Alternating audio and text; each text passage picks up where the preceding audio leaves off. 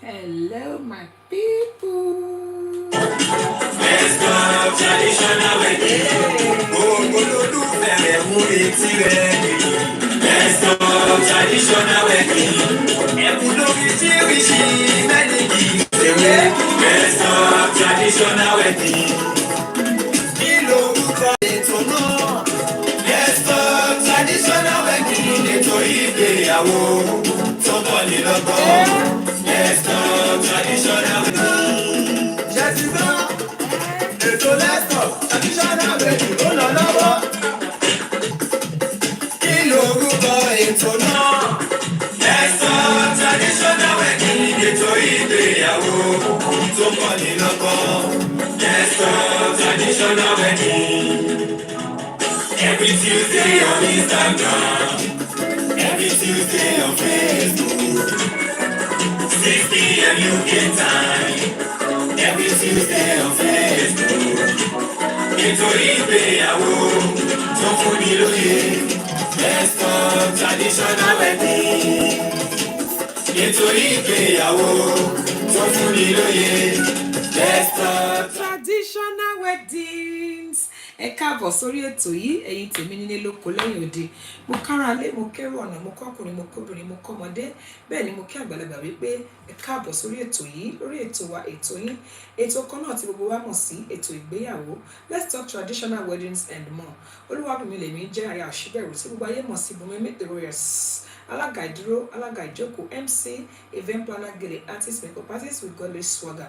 Àmọ́ gẹ́gẹ́ bí ìṣe wa lórí ètò yìí, kó tó di pé aṣọ nǹkan òun, mo fẹ́ fàsìkò yìí júbà kọ́dá ayé, ọba ṣẹ̀dá àrùn, ọba lánàá, ọba lẹ́yìn, ọba títí ayérayé kọrin kése, ẹlẹ́bùrú ìkẹ́, ọba tó pa wá mọ́ títí láti oṣù kìíní títí lásìkò tá a wà yìí, ọba tá a dágbére fún nígbà tá a lọ ní ìjẹ́jọ́ pé à ń padà bọ̀ tó tún mú adéláyà àtàlàáfíà. Lord, we give you praise, we give you honor. I want to thank you on my behalf and on behalf of everyone that has joined me on this show and those that are going to join me. Thank you so much for your support, everybody.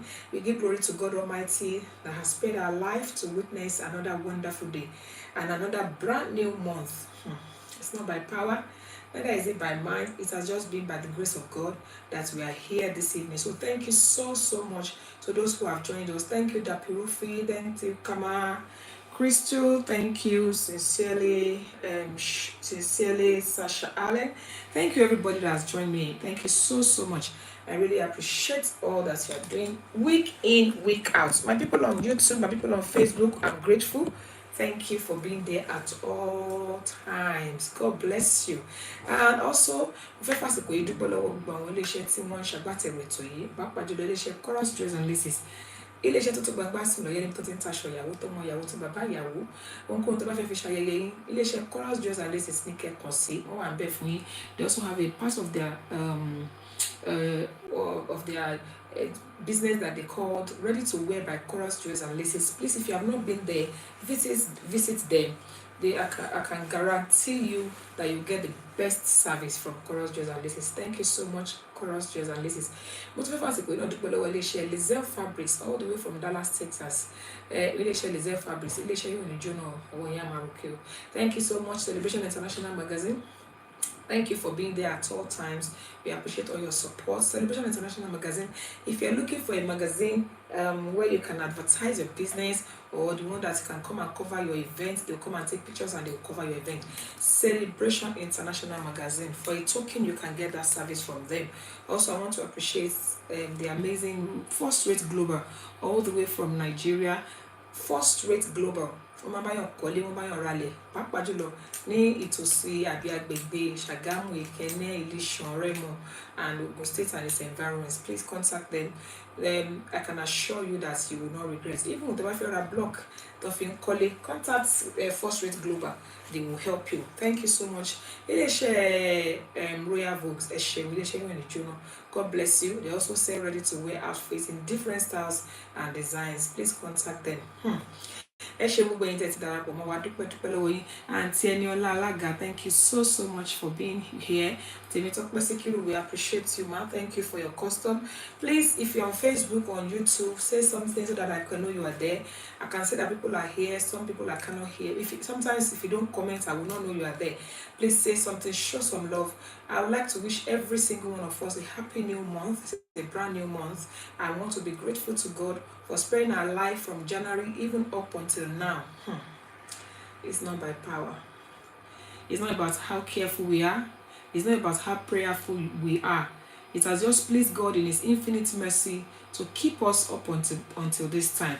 And that is why, before we go into today's topic, let me quickly bring up a song for us to enjoy this moment. Thank you, Dapirufi. Thank you. Where are my Facebook people? I can't hear you. I need to hear you guys. If you are there, show some love. Say happy new month. Let me know you're there. Thank you so much, everybody, for being amazing. Okay, let me bring up this song so we can just appreciate God together. God bless you, ma. Thank you so much. Okay, all right, let's go. This is a special one from someone I know very well. It's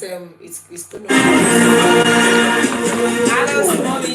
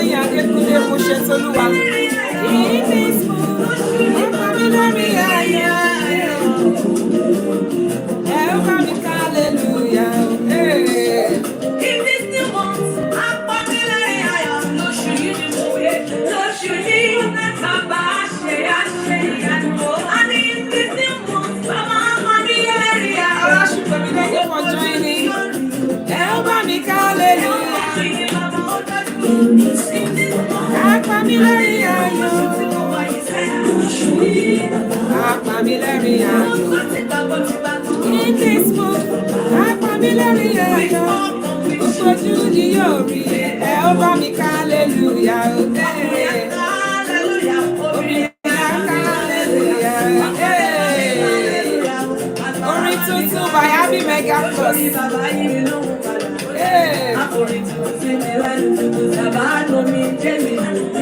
Happy New Month. Yakazotia. Apamilari ayo. Apamilari ayo. In this month, apamilari ayo. Okoju ni yori. Hallelujah. Wow. Ladies and gentlemen, that is an amazing song by one of my own people. Her name is Abby Mega Plus. She's on YouTube, and the title of the song is Orin Tuntun. The track you just heard now is I think it's called That Part Bobo Juniori. It's a beautiful song. If you have not followed Abby Mega Plus, she's a UK-based gospel artist. Please follow her. That's a very beautiful song, and that's an amazing way to start the new month. Thank you so much, everybody that is wishing us happy new month. I'm trying very, very hard to stay as lively as I always are, but I don't know, maybe because of some not very pleasant news that we heard in the last couple of few hours. It's very devastating, and then the fact that we are all here today is by the grace of God.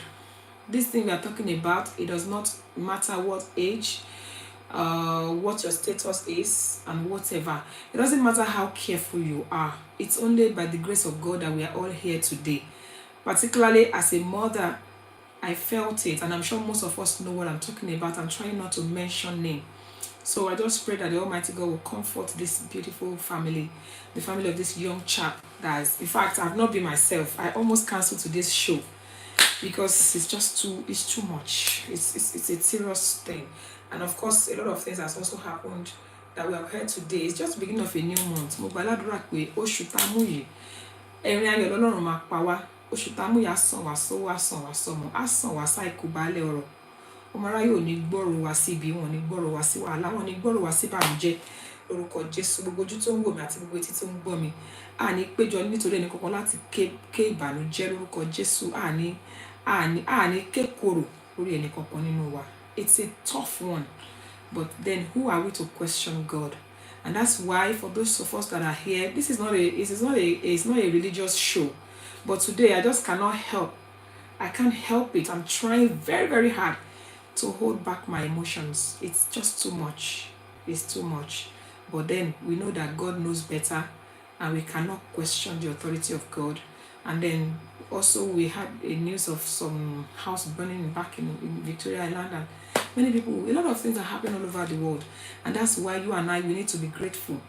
You know, rather than complain, let us just be grateful. I pray that the Almighty God will keep us, keep our home. As this year is rolling to an end, by the special grace of God, our lives will not roll to an end.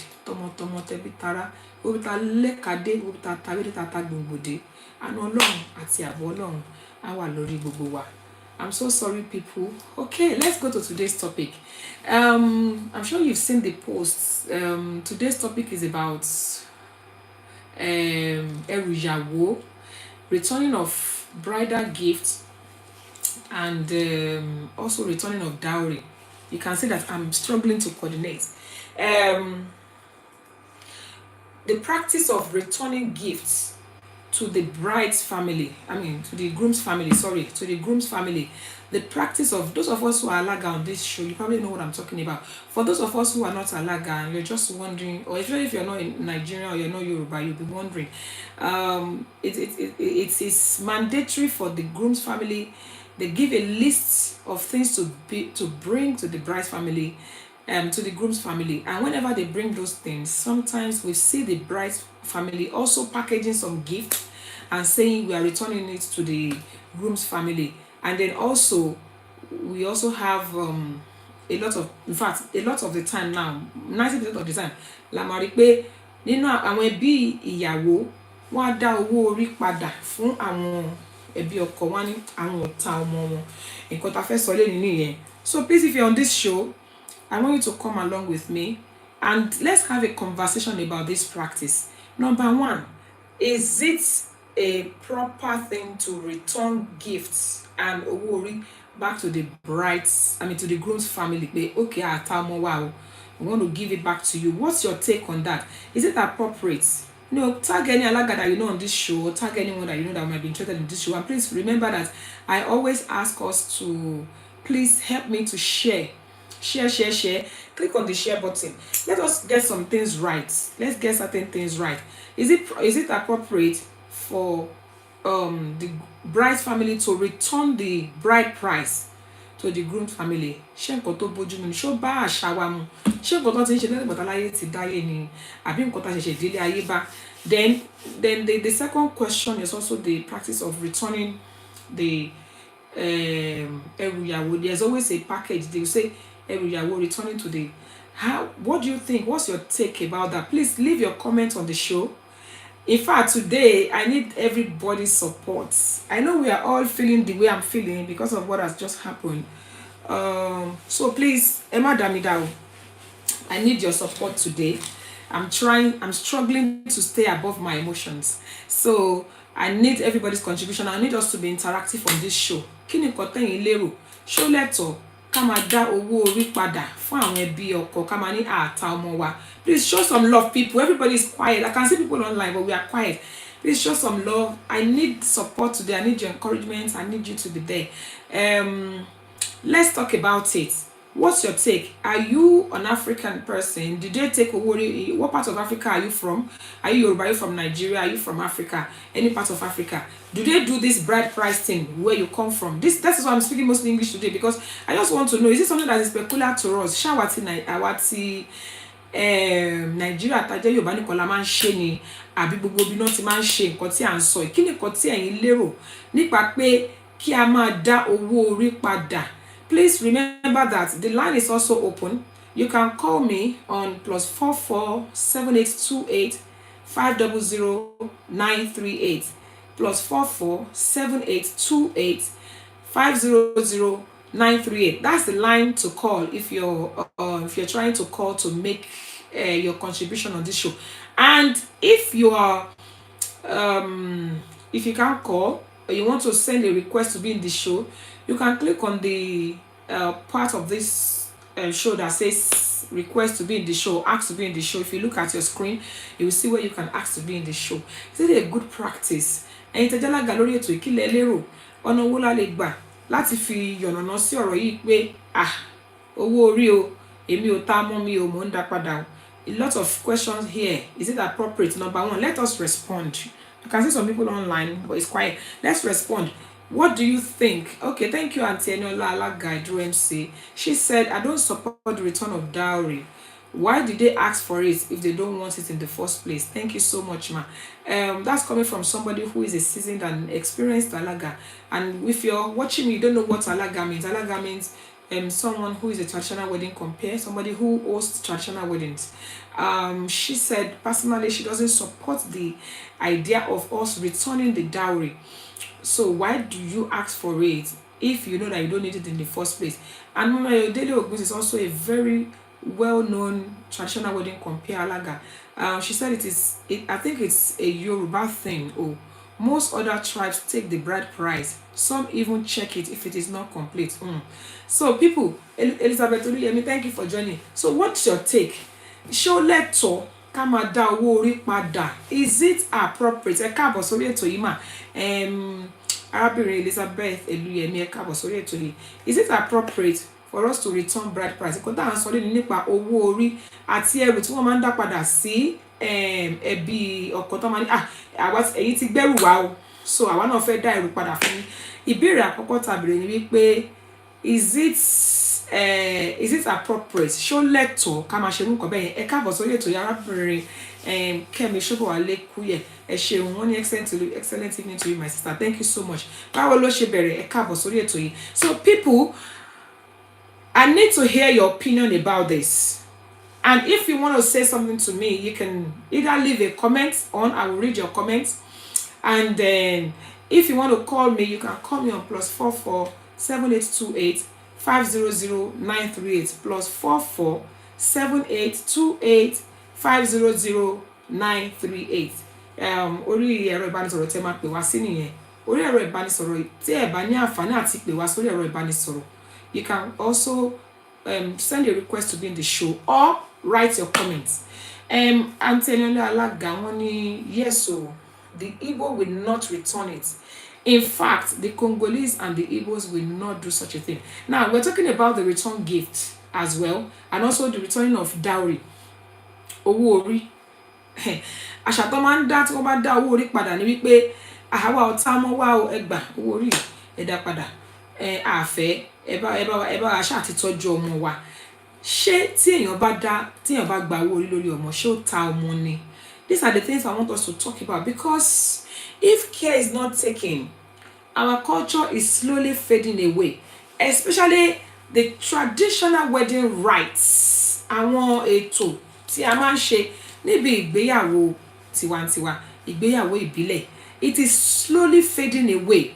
Gẹ́gẹ́ bí nǹkan tí àwọn tí wọ́n ti kọ̀rọ̀ sórí ètò yìí tí wọ́n sọ, they said, why would you even ask for it in the first place? Ṣé fi ń dẹ wọ́n wò ní pé okay, ẹ jẹ́ ká fún yín ní kíni bóyá ẹ máa lè ṣe àbẹ́ẹ̀ ní lè ṣe, you know. And also I asked a question as well. I said, is it just a Yoruba thing, or gbogbo ìran tó wà ní ilẹ̀ adúláwọ̀ ni wọ́n ti ń ṣe bẹ́ẹ̀? Ó láwọn ọdẹ tí ń dáhùn yìí, àwọn Congolese counterpart in Congo, they will not do so. Ipe kò sí nǹkan tó jọ bẹ́ẹ̀ lọ́dọ̀ wọn. Èmi ti ṣe, just to buttress your point now, Auntie Eniola Alaga, mo ti ṣe ìgbéyàwó kan rí tí ó jẹ́ wípé Asian, I think Asian or sometime àwọn eastern part of Nigeria, and they actually, I was representing the groom's family. They actually stopped all of us from doing nothing. Wọ́n pàlù mọ́, wọ́n ní kò sílù, kò síjó, kò sórin, kò sí nǹkan kan. Wọ́n ò tiẹ̀ ti jẹ́ ká ṣe nǹkan kan. Àwọn àgbàlagbà nínú ẹbí yẹn wọ́n wá wọnú yàrá kan. It was an hotel. They had a separate room. Wọ́n kó gbogbo ẹrù ìyàwó síbẹ̀, wọ́n dẹ̀ yẹ̀wò fínífíní. Nǹkan tó kù díẹ̀ tí ò pé bẹ́ẹ̀, wọ́n dúró báyìí until the last thing was bought, we did not proceed with that traditional wedding. I'm telling you. So I would say that in that part of the world, they don't believe that you should reduce their bride price. Now, thank you so much for joining Iroyin, your event management. Thank you for joining. We are talking about the issue of ẹrù ìyàwó returning and returning of bride price. So those that are doing it, why are they doing it? Ṣé nǹkan tí ó ti wà látàrí tètè kọ́ ṣe ni? Èmi tiẹ̀ mo wà curious. Mo fẹ́ mọ̀ pé is it something that started later in life or something that has always been? Torí kò yé mi. Good evening ma, MC Monite Alaga Worldwide, ẹ káàbọ̀ sórí ètò yìí ma.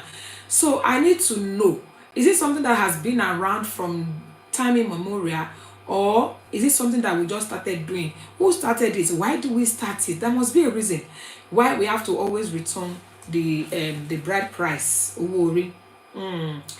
And I also have a question here.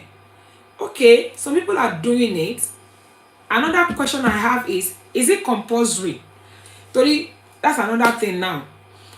It has come to a point where some groom's family would take offense. Yes, ó ti ṣẹlẹ̀ sí mi rí. Tí mo ti lọ ṣiṣẹ́ rí tí àwọn ẹbí ọkọ yarí pé láyé wọn fáwọn ní return gifts àwọn ò ní gbà.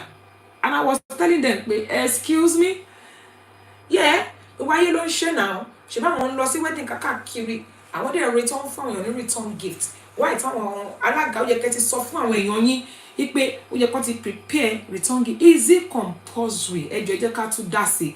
In a situation where the family of the groom now demand for a return gift, how do you handle that kind of thing? Arábìnrin Ìròyìn Ayọ̀ Alága said it is copy that our people that our people copied though. Okay, where are they copying it from? At least some of the things we are doing now, is it being copied from the Bible or from the Quran or from where? Is it a religious practice? People not see read or feel copy. That's what I don't understand. And we really need to know, you know. Yes, Antonio Laga said yes, the Congolese will check. They will check the items one by one. Benny, it is not if it is not complete, you will have to pay it in cash. Benny, I've seen that happen. A lot of people don't have an understanding of the dowry. They are just copying others. Yes, so Hiroyayo said they will collect yam, fruit, box of this, box of that, and then they will return money. That is a little bit. So if they are collecting all the other items, why do they have to return the money? Yes, Iroyayo, that's absolutely true. It's true, Sha, because you collect the yam, you collect everything. You did not say you are selling your child by collecting the yam. Hey, I thank you for joining me, Auntie Oluwatoyin Logo. God bless you, ma. We are talking about Ekalema. We are talking about something here. Mommy Ayodele says, return gift is a new thing. It is not even compulsory. But what do we do to people that fight? I've seen it. We are talking about I think it was myself and Mama Ayodele that went for that. I can't even remember. Return gift and they were telling the alaga to go and tell the bride's family return gift. If they give you serve, it is not even your right, but people are now fighting for it. So for those of us, Antolu Logo, she's an alaga herself. Thank you for joining me. Now we are talking about the importance of Eruyawo returning. Returning of bridal gifts to the. Remember that you can also call. I appreciate those that are leaving their comments. You can call me on +447828500938, and also you can send a request to be in the show to have your say. Iroyayo says Ilaje people will check, Ikale will check, Ondo people they don't joke with Eruyawo. They will put everyone on hold until everything is complete. So returning gift, I'm sorry, I'm not trying to reach a verdict here, because whenever I come on this show, o máa ń gbìyànjú láti máa sọ pé báyìí ló ṣe yẹ kó rí, báyìí ló ṣe yẹ kó rí, but nígbà míì ó máa káyàn lára tẹ́ pé èèyàn máa ti wà carried away. Èèyàn fún yín lódidi ọmọ, Yorùbá bọ̀ wọ́n lẹ́ni tó bá fún ni lódidi ọmọ ó ti parí oore. MC Monai says Alaga worldwide. When the return gift is not compulsory, it's just a matter of courtesy. Okay. Editorial International Limited, thank you for joining. Now, I also have a question here. Ẹrù ìyàwó la máa ń pe nǹkan tí àwọn ẹbí ọkọ máa ń kó wá sí ilé ìyàwó. Kí lorúkọ tí Yorùbá ń pe ìtawà ń dá padà yìí? Ẹ jọ̀ọ́, orúkọ Yorùbá wo ni wọ́n ń pè? And then say return gift is not compulsory. New thing ni. I've experienced it where the groom's family is asking for it too. Yeah, it's not. I mean, Auntie, what do you think? Why would they asking for it? Thank you, ma. Auntie Toyin Logo is a long time, seasoned alaga. Àgbàlagbà ni wọ́n ní di iṣẹ́ yìí. Ọ̀nà wọ́n ní pé biblically, it is very right to collect the dowry. Now, those of us who are on this show, especially those of us who are alagas on this show, how do we now enlighten people on the issue of ó ti wá di pé tẹ́ bá ṣe wedding mẹ́wàá, mẹ́jọ, even mẹ́sàn-án, wọ́n ti máa dá owó orí padà. In fact, wọ́n máa fi àwọn alága máa fi máa kún àwọn ẹbí létí pé mọ́mí ṣe fẹ́ dá padà, ṣe fẹ́ dá padà. Even in a situation where those people don't plan to return it, the way some people go about it, they make them feel guilty to the point that they will now want to return it. The question I asked last, ẹ bá mi dáhùn sí torí ó gbọ́dọ̀ jẹ́ pé ó ní orúkọ tí Yorùbá máa pè. Tí a bá ń pe ẹrù tí àwọn ẹbí ọkọ tí wọ́n kó wá sílé ìyàwó ní ẹrù ìyàwó, orúkọ wo ni a máa pe ẹrù tí àwọn ẹbí ìyàwó ń dá padà sí ẹbí ọkọ? Orúkọ wo ni Yorùbá ń pè? Ẹ jọ̀ọ́ tẹ́ bá mọ̀ ẹ bá mi sọ sórí ètò yìí, because nígbà míì ó ṣeéṣe kó jẹ́ wípé àwa la mọ̀ bó ṣe ń lọ. Thank you so much, my people on Facebook.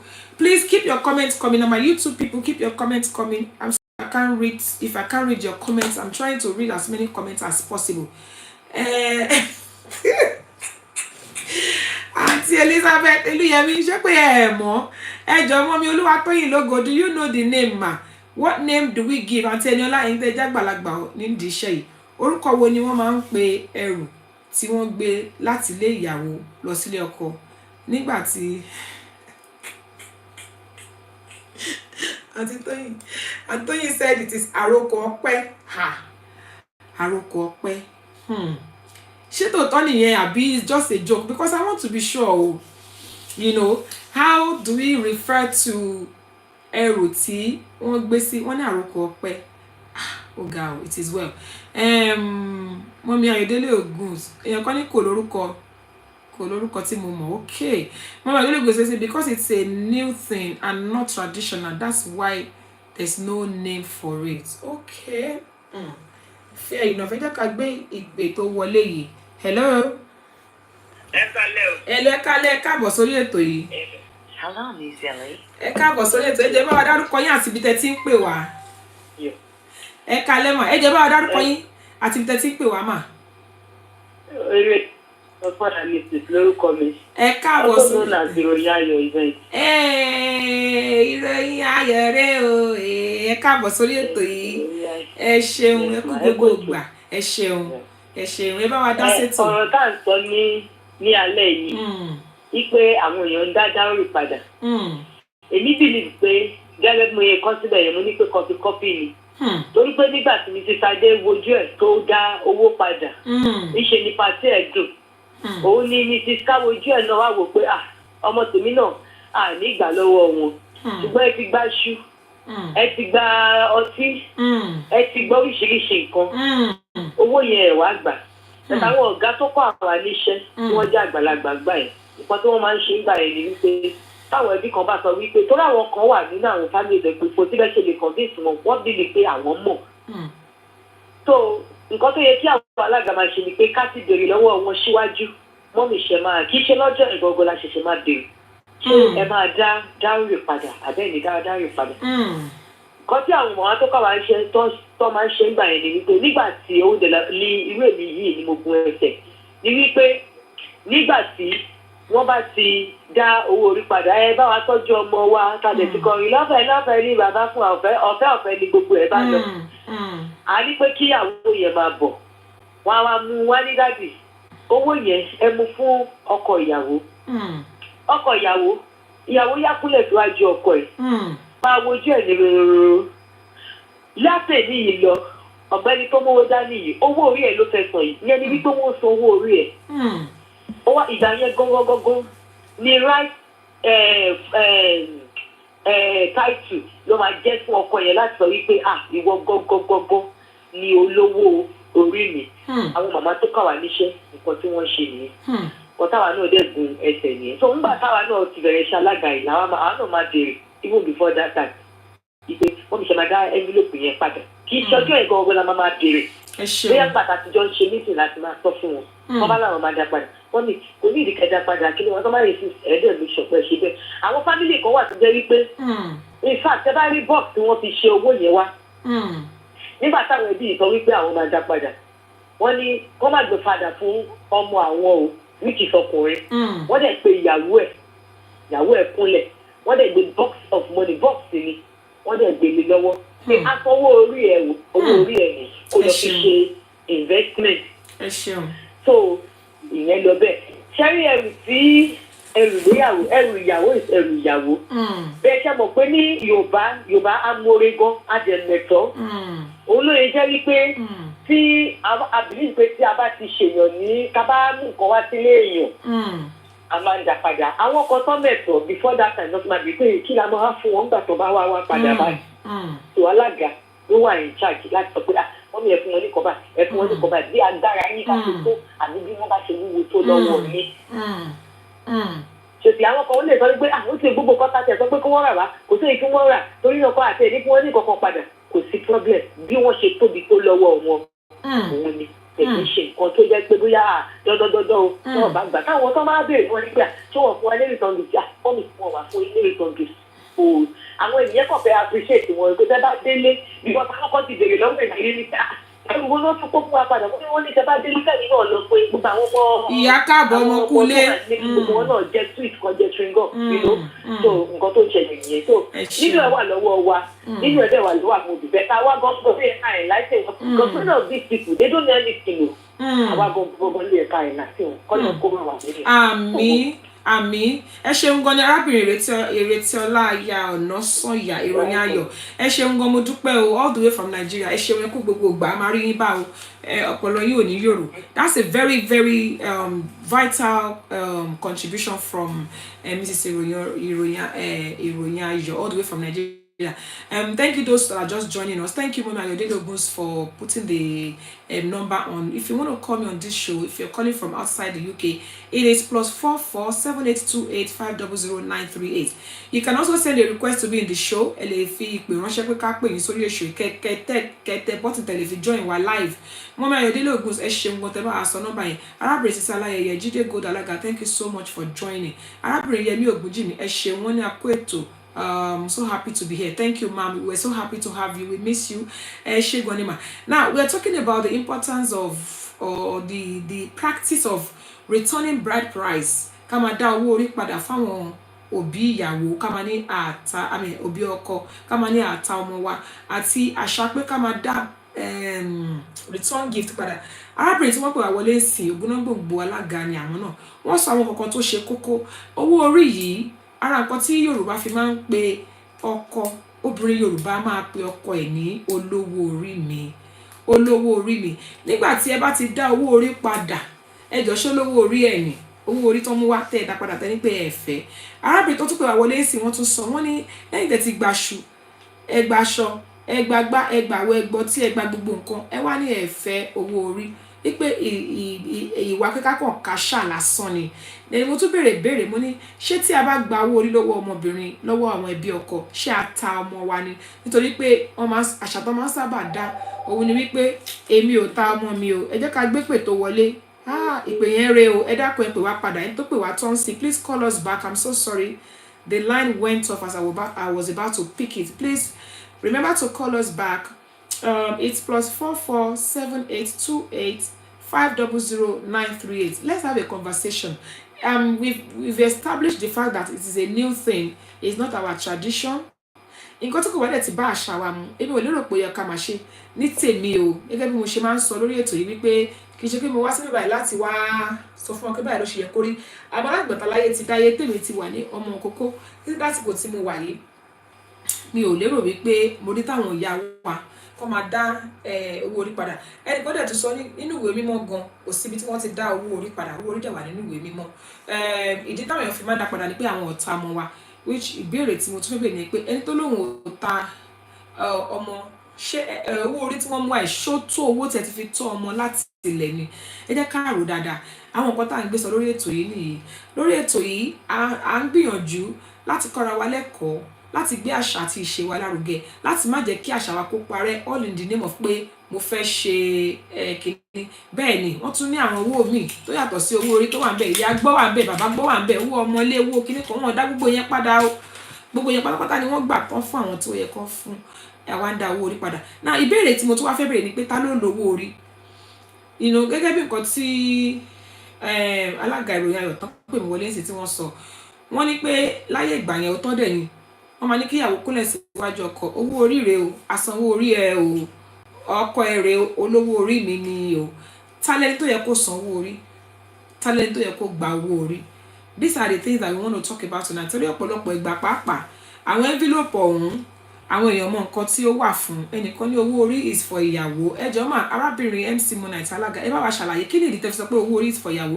Please you can call me on +447828500938 àbí kẹ́ ẹ fi pè ránṣẹ́ kẹ́ wà nínú ètò yìí.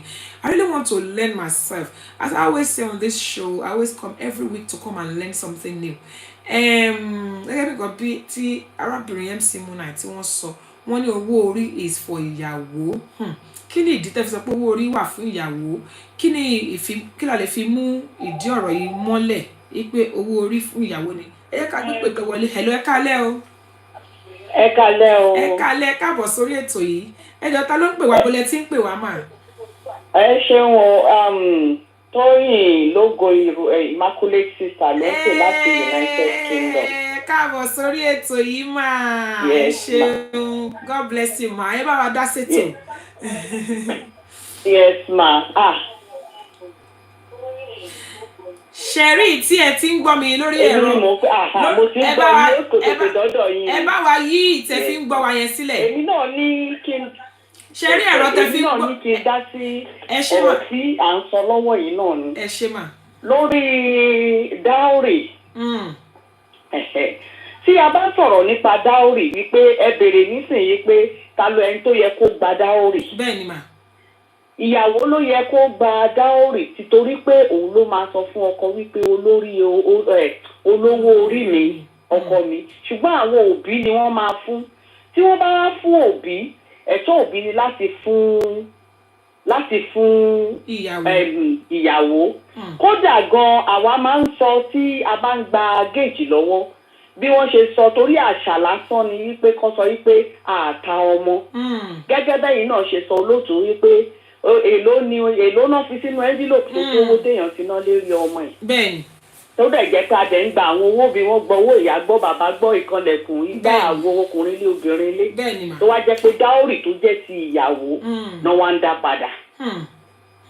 Nítorí ìdí èyí ńkọ́ ọ̀pọ̀lọpọ̀ tó bá dá padà bẹ́yẹn àwa máa ń sọ fún wọn wípé ó yá ẹ padà báyìí ẹ ti gba owó yẹn wípé wọ́n láwọn ò ta ọmọ ẹ fún àwọn aráalé ọkọ. Àwa sọ fún àwọn aráalé ọkọ wípé ẹ fún ọkọ àtìyàwó kẹ́ sọ fún wọn pé kán fowó yìí pamọ́ pé ìwọ ìyàwó fowó yìí pamọ́ o, kó dirun kó digba kó fi kọ́ ọmọ nílé ìwé kó fi ṣe owó yẹn náà tó tọmọ nílé ìwé, ṣùgbọ́n wọ́n á sọ bẹ́ẹ̀ wọ́n á make sure wípé a sọ fún wọn wípé bàbá àti ìyá ọkọ bàbá ọkọ ẹ má mú owó yẹn lọlé ẹ pàpà fún àwọn ọkọ àtìyàwó torí owó ìyàwó ni ìyẹn ni mo ní kí n tún ṣàlàyé díẹ̀ sí. Ẹ ṣé gan ma, ẹ ṣé ma, God bless you ma, a máa rí yín bá o. God bless you. Thank you so much ma. Very important. Ẹ ṣé ma. Ẹ ṣé gan ma. God bless you ma. Ẹni tí wọ́n pè wá wọlé sí Ògúnnágbòǹgbò ni wọ́n ní di iṣẹ́ alága, wọ́n ti wà lẹ́nu ẹ̀ tipẹ́tipẹ́, òun lẹ̀dẹ̀ ti gbọ́ yẹn. Wọ́n ní irú owó bẹ́ẹ̀ tí àwọn òbí bá ti sọ pé àwọn fẹ́ dá padà, ẹ̀tọ́ ni fún wọn láti mú fún ìyàwó. Ọ̀pọ̀lọpọ̀ ìgbà máa ń gbọ́ owó olówó orí mi. Now let's talk about even our counterparts from the other tribes. Tẹ́ bá wo àwọn ẹ̀yà míì pàápàá jùlọ nílẹ̀ Yorùbá, àwọn ẹ̀yà kan ti wà tó jẹ́ wípé once tí ìyàwó yẹn bóyá lọ́jọ́ iwájú bóyá nǹkan kan ṣẹlẹ̀ àbí kẹ́ pé ìgbéyàwó yẹn ó yọrí sí rere ká má sọ mí, wọ́n máa ń dá ẹrù yẹn padà ní pé fún nǹkan tẹ́ ṣe pọ́nmọ yín tẹ́ fún wa kò wúlò fún wa o, amada gbogbo nǹkan ẹ máa dá gbogbo tá gbà padà. That's how important it is.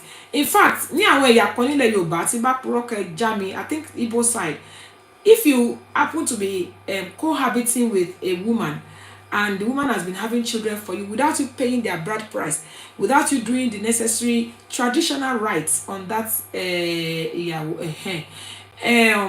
if God forbid, if that woman pass on, even in death, àwọn ẹ̀yà kan wà tó pé wọ́n máa ní pé kó tó lè sin ẹni yẹn ẹ gbọ́dọ̀ kó gbogbo ẹ̀tọ́ tí ó yẹ kẹ́ ẹ ṣe lórí ẹ gbọ́dọ̀ kó wá ni. That's how serious that they take the importance of all these things you're talking about. Thank you, Ololade Ajala. Thank you so much. Happy new month to you, man. God bless you. So, for those of us who are just joining us, we're talking about the importance of bride price and the return of gift to the groom's family. It's not our practice. It's not compulsory. The caller that called us earlier, Iroyayo, she said something about pé Yorùbá more gan ni ade meto nǹkan máa ń jọ wá lójú.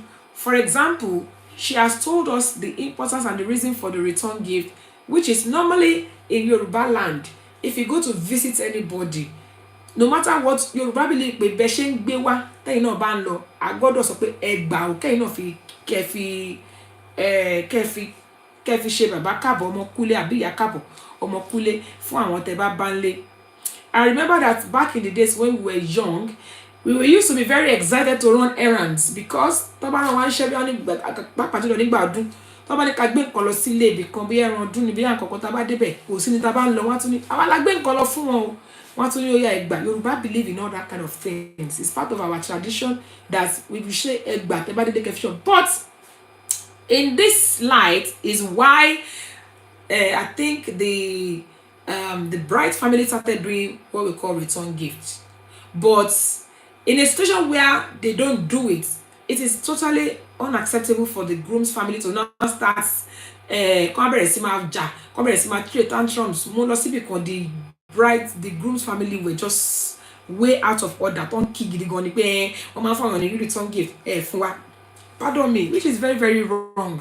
MC Monite very true. And the man would be fine or the children will be taken away from them. Yes, I think she's trying to buttress my point on the issue of tí ẹ bá fẹ́ yàwó ní ilẹ̀ àwọn elédè kejì wa ní Nàìjíríà tí ò bá ṣẹ̀tọ́ lórí ìyàwó yẹn Ọlọ́run má jàre kú obìnrin ká má rí kú ìyàwó ká má rí kú ọkọ tí ìyàwó yẹn bá kú tó dẹ̀ ti bímọ fún ẹ wá ṣe gbogbo ẹ̀tọ́ ẹ lórí ẹ even in death. So that's how important it is. Kò yẹ ká fi ọwọ́ rọ àṣà wa àti ìṣe wa, kò yẹ kí a fi ọwọ́ rọ sẹ́yìn, particularly Yorùbá people. Àwa la máa ń sábà fi ọwọ́ yẹpẹrẹ la máa fi sábà fi mú àṣà wa àti ìṣe wa. Èmi ò dẹ̀ rò bóyá kó rí bẹ́ẹ̀ nítorí pé kí ni nǹkan tá a bá fi sílẹ̀ àwọn ọmọ tó ń bọ̀ lẹ́yìn máa dé bá.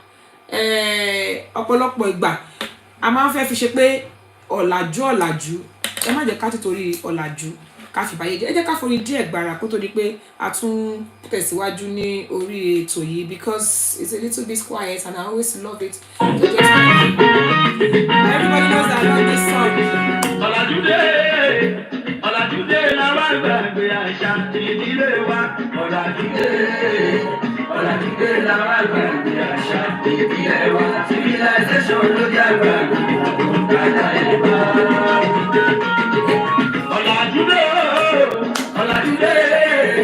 Ọ̀làjúdé làwa gbàgbé àṣà ìdílé wa.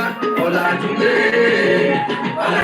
làwa gbàgbé àṣà ìdílé wa. Civilization ló jágbá gbàgbé ẹ̀bá. Nínú àṣà ìdílé sábà máa ń pè kàn ó ní ìbálòmọ́. Ìbálòmọ́ ló túmọ̀ sí kọ̀ọ̀dà bímọ tuntun. Yóò máa jẹ́ káwọn èèyàn àgbè sọ́wọ́ gbogbo. Wọ́n á kó o sórí òní bá ti mú kọ́. Wọ́n á gbọ́mọ sí i. Ó yá ijó dà o. Now my people.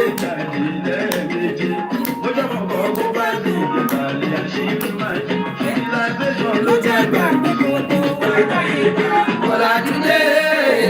Ọ̀làjúdé làwa gbàgbé àṣà ìdílé wa. Ọ̀làjúdé làwa gbàgbé àṣà ìdílé wa. Bí orí jó kí ló ṣẹlẹ̀? MC Monite, Elúyẹmí. Nínú àṣà ìdílé wọn tún máa ń ṣe gbọ́. Mami Ayọ̀délé ọlọ́ládé Àjàlá.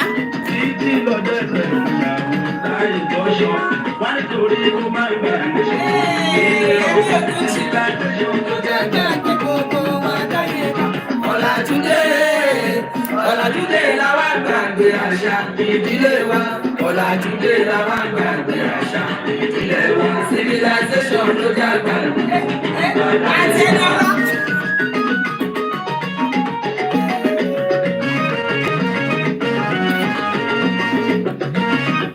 More music at FujiNiger.com. Ọ̀làjú ṣàlàyé. Òyìnbó ló ṣe wédiwé. Ọ̀làjú ṣàlàyé. Ọ̀làjú ṣàlàyé. Ọ̀làjú ṣàlàyé. Ọ̀làjú ṣàlàyé. Ọ̀làjú ṣàlàyé.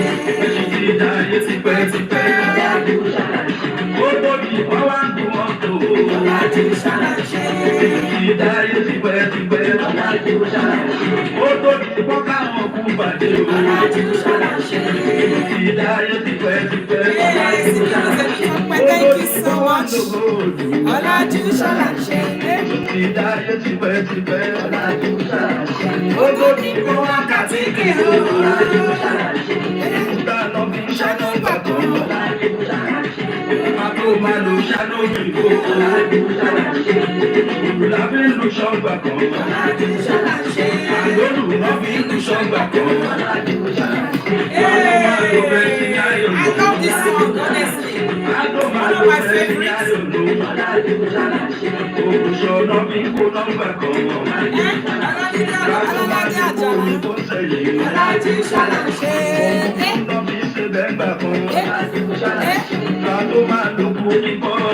Ọ̀làjú ṣàlàyé. Ọ̀làjú ṣàlàyé. Òṣìpá ló fi ń kájọ́ gbà kan.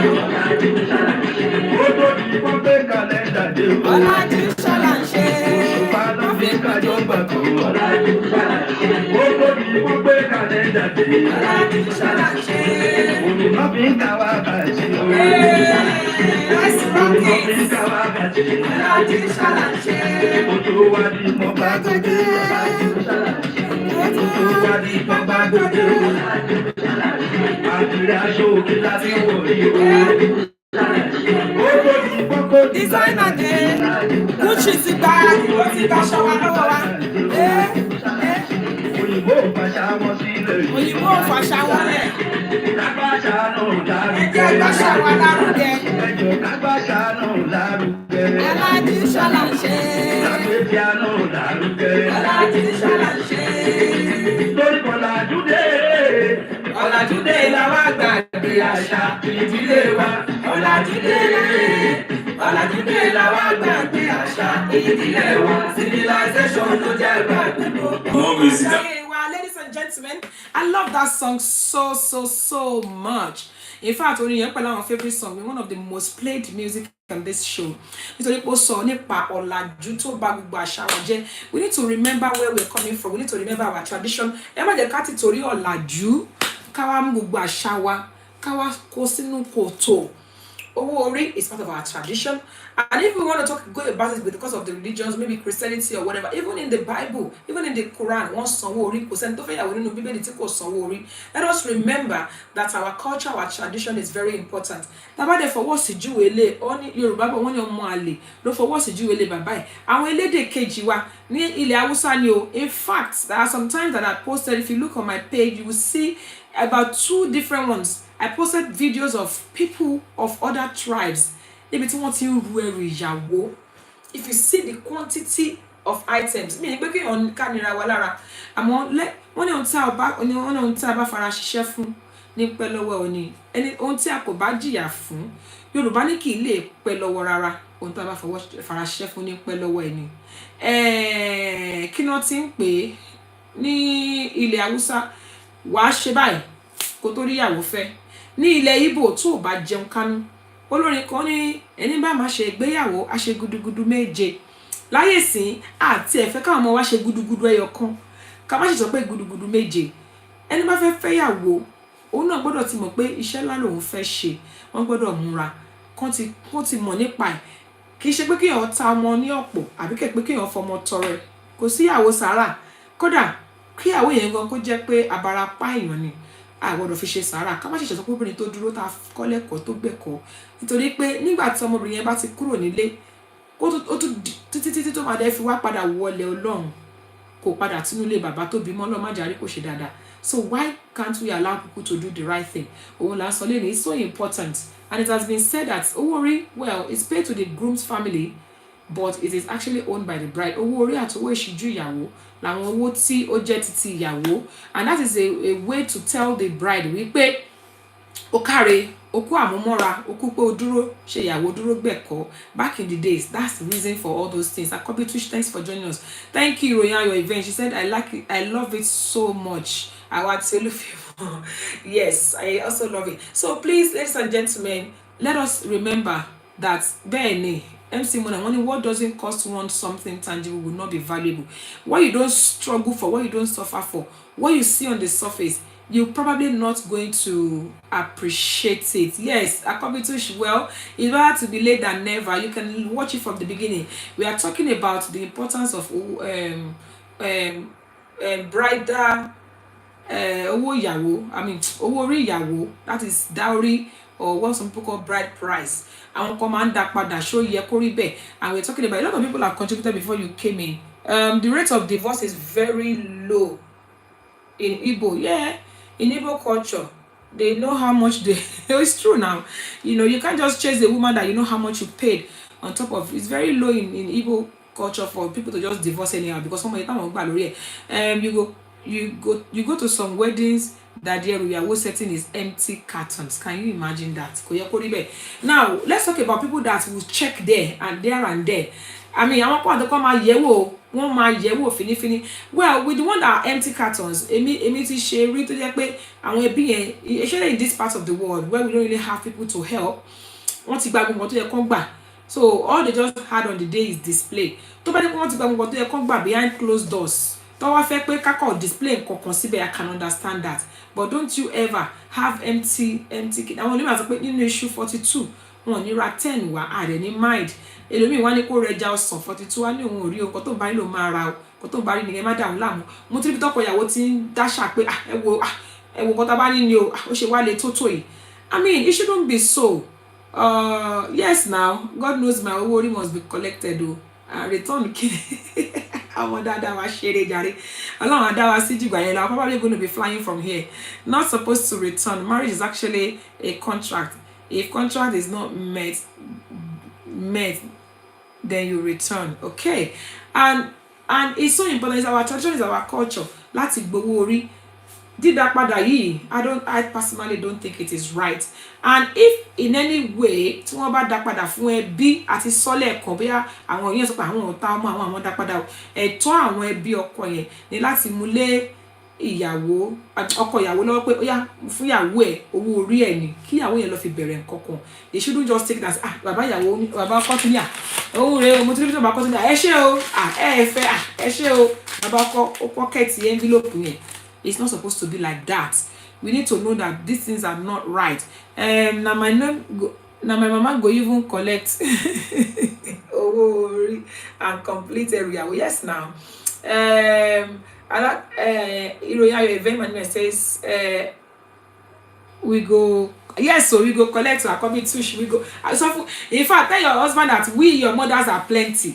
Àti mọ́mì kékeré àti mọ́mì àgbà gbogbo pátápátá la máa gbowó lọ́wọ́ ọkọ ẹ̀. Àtẹ̀wọ́ akọ́kọ́ máa check CV ẹ̀ náà. Let him know that. Anyway, Akobi Tush is one of the youngest alagas in Nigeria. She's doing very well.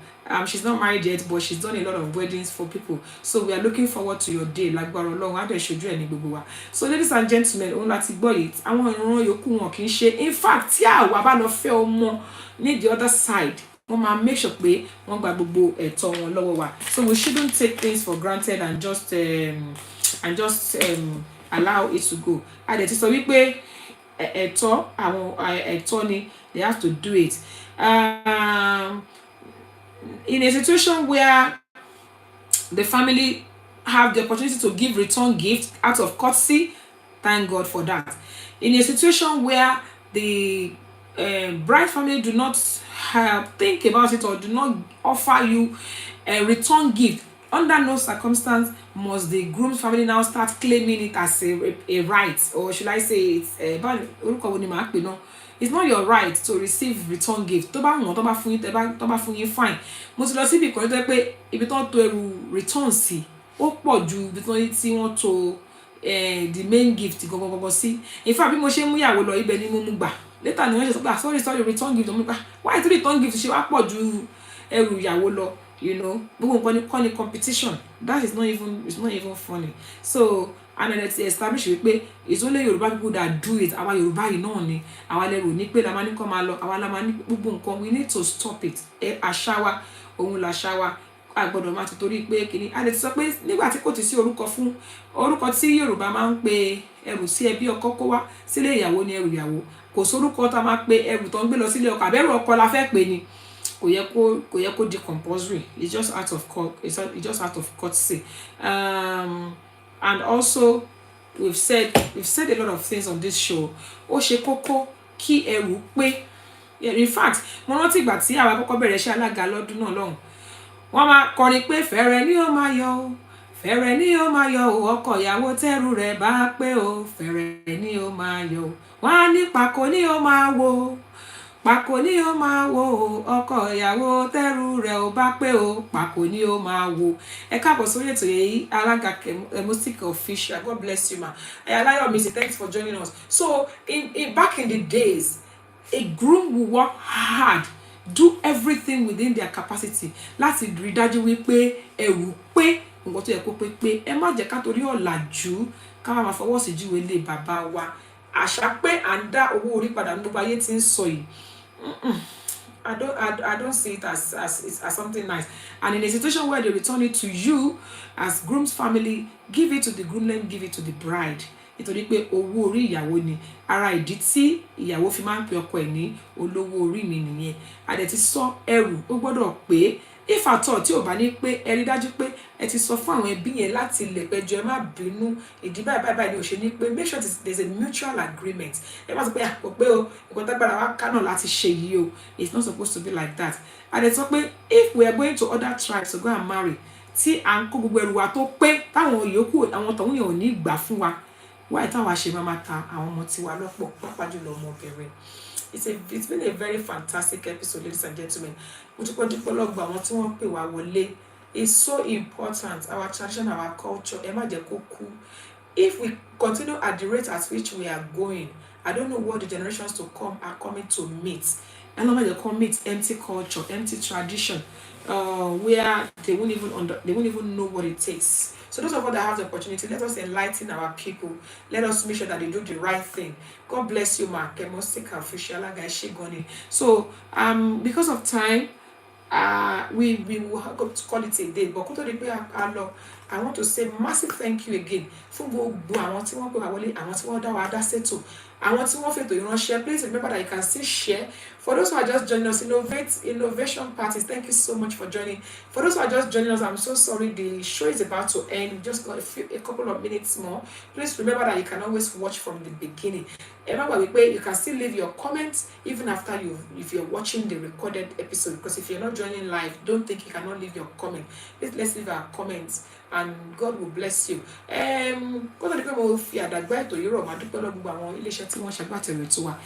Coral Jewels and Laces, iléeṣẹ́ Lizelle Fabrics all the way from Dallas, Texas, ẹ ṣeun.